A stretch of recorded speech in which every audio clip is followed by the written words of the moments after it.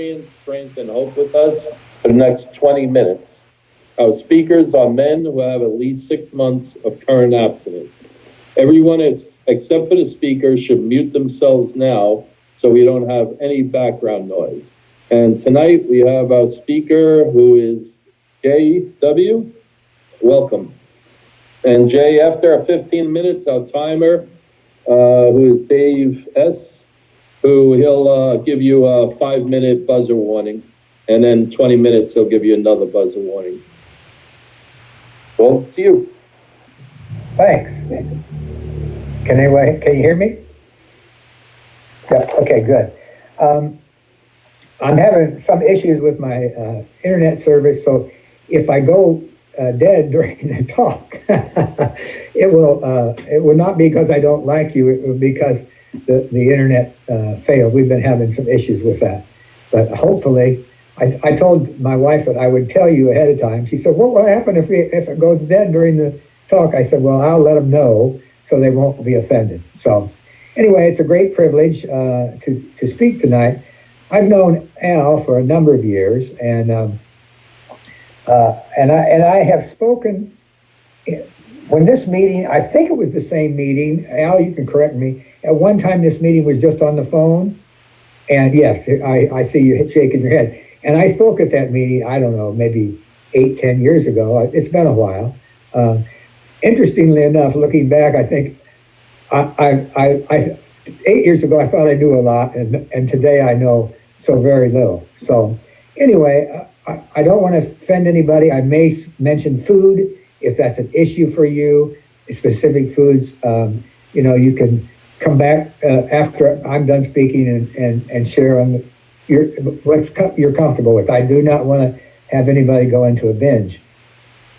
I came to 12-step recovery when I was 31 years old in 1975.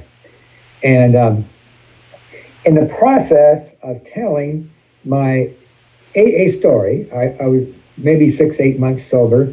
I happened to mention in the story that I had gone on periodic diets, and after the meeting, this young gal came up and said, "Do you know about Overeaters Anonymous?" And I'd never heard of it, and certainly wasn't interested in anything that you all had to say at that point.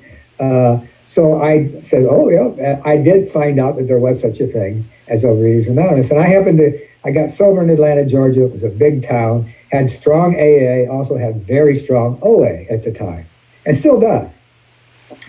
And so after about a year of sobriety, I decided, well, I was cleaning up my act. I had one of my AA sponsors, he was in the process of quitting smoking, so he gave me the idea, and I quit smoking. And then my weight really took off. I mean, I was heavy before, and then I really ballooned. And so I came in to my first OA meeting, very first one, in 1977, January. In fact, I came in on January 19th. I didn't know it was OA's birthday at the time, but OA was having their 17th birthday when I came to my first meeting. And now I know that's a fact, and I didn't connect all those at that time. And of course I thought, you had a great plan. In those days, OA was Wild West. We had the book. None of our books had been published in 1977. The Brown book didn't get published until 1980. 12 and 12 didn't get published until 1990. So a lot of things weren't published. We used pamphlets. We used a lot the big book. And we referred to a lot of things to bigger. We even had AA speakers sometimes at OA meetings. We were really flying blind. But we did have something that some of you have heard of, is the gray sheet, which was that we had 3 suggested food plans. And one was the gray sheet. That was supposed to be for losing weight. One was the blue sheet. And I think they had an orange sheet. I don't remember exactly what the other 2 were for. But I said, oh, you have a great diet. And so I went on the gray sheet food plan, lost a lot of weight. I came into OA at that time. I look back, I weighed like 192 when I came into OA the first time. And that's a lot of weight on a 5'5" guy. I'm small. And so it's a lot of weight. I was chubby, definitely, and definitely needed to lose weight. And the weight came off easily. I was in my 30s, and it came off pretty easily. And man, I thought, well, I don't need your steps. I've got this great diet, and I got the AA program for steps, and that's what I'm going to do. And so that was it. I had this huge head. I didn't do anything with my ego, anything at all. And so I just went on my merry way. I stayed in that. I did abstain and kept my weight off for about 5-6 years. Got married, remarried at that time, and moved to another town. Lost contact with my OA buds. They didn't do it right in Miami, where I moved to Miami, and they didn't do it right. And you know the story. You've heard the story. How many times have you heard this from guys? I stopped going to meetings. And sure enough, sooner or later, I started eating crazy. It didn't come all at once. I got heavier. Not immediately, didn't go back to 190 pounds. And so I thought, well, OA was nice, but I've got this thing. I'm still doing this okay. And I lived like that for maybe 10 years. And gradually lost bit by, kept getting heavier and heavier. Long story short, I came back to OA. I ended up coming back. I gained all of the weight back and ended up coming back to OA at over 200 pounds. This time I was over 200 pounds, still packed on the same little 5'5" frame. I had about a 44-inch waist when I came back to OA. I was a heart attack or stroke waiting to happen. And I came back, I was 57 years old, so I was not a kid. I've been blessed beyond my wildest imagination. I came back in 2001, February 16th, because I'm a tax preparer, and a CPA and a tax preparer. And so when tax season is over, I started this project. I'm going to go back to OA. So I came back April 16th, 2001, and that's my current abstinence date. And I now understand that, God gave me this chance, and this is it. I got a second, last chance, or whatever you call it, but I don't have another chance. I'm not going to lose this weight again. So I stay geared and connected to OA, no matter what. I've moved several times since. Obviously, a lot of places I think they don't do it right, but I won't let that get in the way if I've got to stay connected to OA. Because if I don't stay connected, I'm sure I'll go backwards. And I was thinking today about what I might say that would be useful. I've been, of course, I lost the weight again. This time much slower because I was in my 50s. About 3 years to lose the weight, coming back. And I've been at goal weight now over 15 years.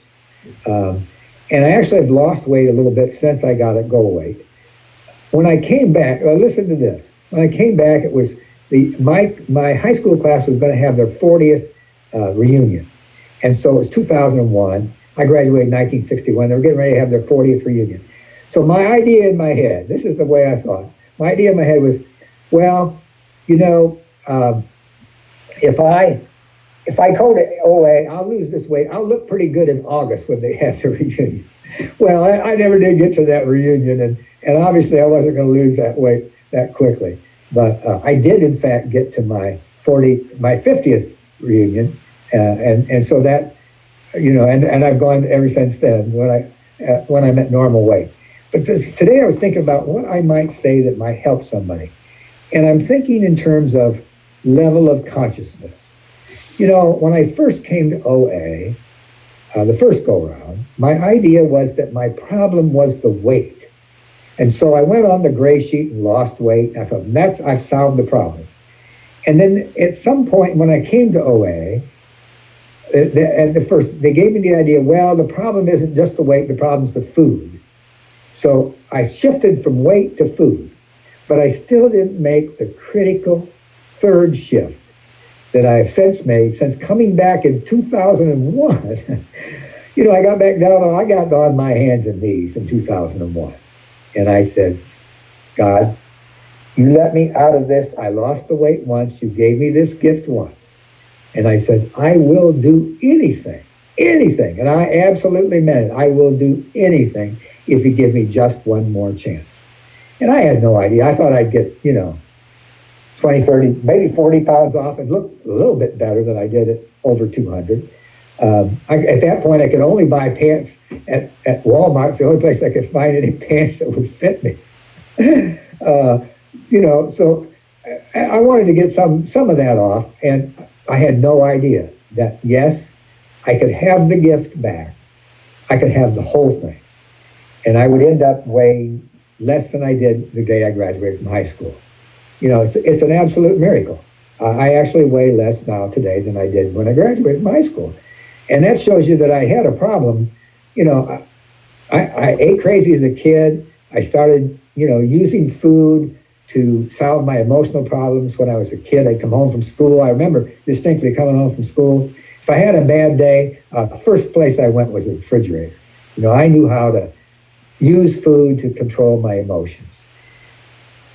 When I came back in 2001, I became convinced that the problem was in my head and that I had to change me and my ideas and my thought processes. And that meant I had to work these 12 steps, not as I think they're written, but as they're actually written. And that required me to grow up a lot. Two things. I was growing down in size and becoming right-sized. My ego kept shrinking, and that was a good thing. But at the same time, I was facing things that I needed to face a long, long time ago. And, when you go back and you actually do a face-to-face with someone that you've sexually abused, that's not child's work. You have to be a real man when you walk in there and you take that responsibility and you want to do that. That's grown-up work. And that's what is required of me to get what I have today, which is this comfortable abstinence. I mean, my weight is so stable. I weigh around 135 pounds. Consider that I came back over 200. So I tell people what you see in front of you plus half again as much is what I weighed, and that's about right. About another half of me is the me that used to be. I don't want that half back. I want this part right here. But in the process of getting there to get comfortable, I had to do the work. And I have to continue to do the work. In other words, I have to get up every morning. I start every morning with Kay Shepherd's book. My sponsor happens to be he follows her food plan. I don't do that. I don't follow Kay Shepherd's food plan, but I do really like her ideas. And I steal ideas from wherever I get them. I've never had an original idea. These are all things that, everything I'm saying tonight is something that was taught to me. And I'm glad it was taught to me because I needed to learn to get where I am today. I just celebrated my 77th birthday in October. And in my food plan, as I allow myself to have a dessert, both on my belly button birthday and on my AA birthday. I think those are two special occasions, only come once a year. But I'm so comfortable today in my skin that I don't even think it's necessary. Sometimes I skip that altogether. I don't need anything to celebrate my birthday. It's wonderful. I don't need food to do that. I can celebrate feeling good about me and having a belly button birthday or having my program birthday, my AA birthday, and I don't need food to do that. It didn't happen overnight. I've been at this. I've been back almost 20 years, and I've been, really following food plan. Now I went back and looked. It's interesting. I went back and looked, and I found a note that during the first 19 months that I was back in program, I did everything. I had so much weight to lose, I couldn't fail. You got tons of weight to lose. You just clean up your act a little bit. I knew not to eat ice cream. I knew what I shouldn't eat, and I knew that I needed to eat some vegetables. And so I just cleaned up a little bit, and it was amazing, how quickly I could lose weight. Then when I got, I think it was November of '02. I've been back about a year and a half. I decided to start using a food book and write down my food each day. Now today, I actually weigh myself every day because I've been at goal long enough. I want to stay at goal, so I just use that. I weigh myself every day, and that allows me to realize I'm still on track and not get off track. So it's a great blessing. I think I know less and less and less about why some people recover and some people don't. I think some men come, and I cannot begin to tell you, and I can sit and think of the hundreds of men I've worked with over the years, and I've tried every different approach with guys. I've taken guys, newcomers. I've taken them to shop. I said, well, let's go to the grocery store and let me show you some food. Amazing. And one guy I knew he didn't have much in the way of resources, so I actually bought him some stuff.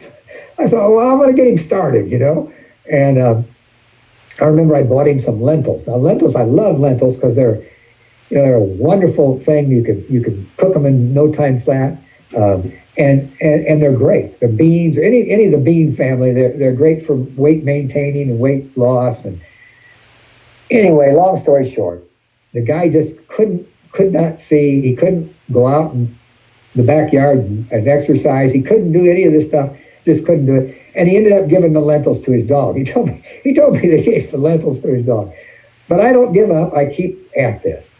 I think some people come to OA. Some of the people come in the door, and they're actually so damaged by their diet, by their junk food diet, that they cannot grasp what we have to sell. They just can't grasp it.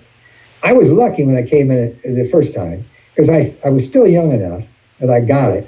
And then the second time, I knew where to come back to.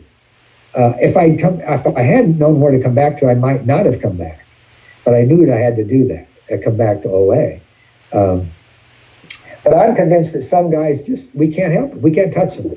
I think if we could just, if I could put them in a locked up place and get them clean for 30 days, maybe we could clean them out enough that they could grasp what we're trying to do. I'm not sure.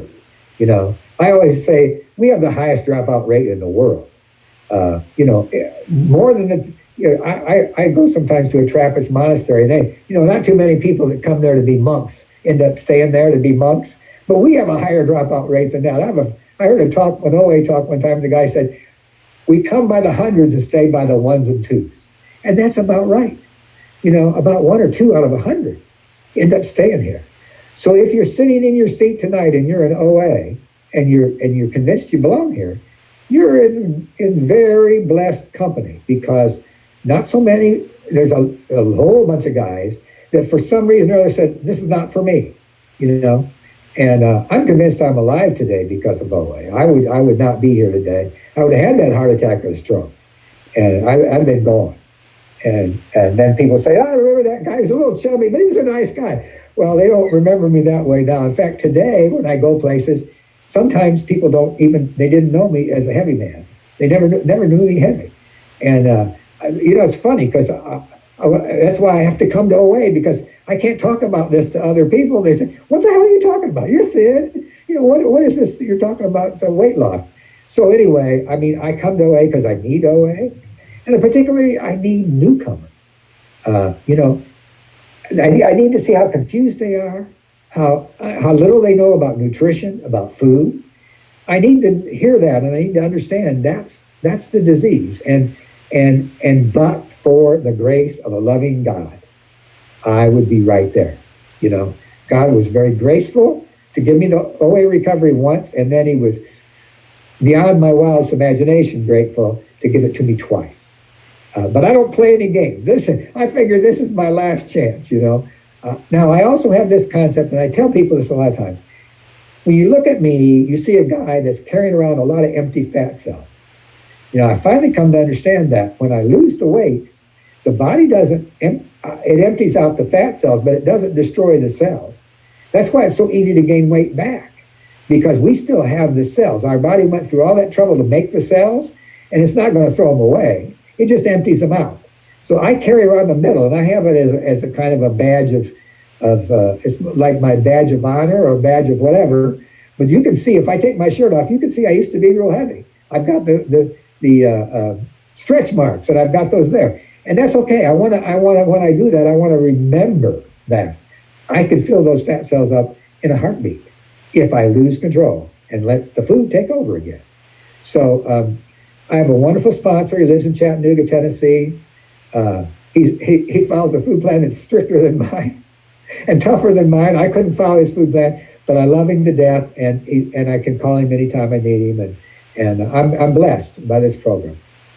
So that's enough for me. I have no secret answers other than work, particularly work with the steps, read the steps, work the steps, and then live the steps.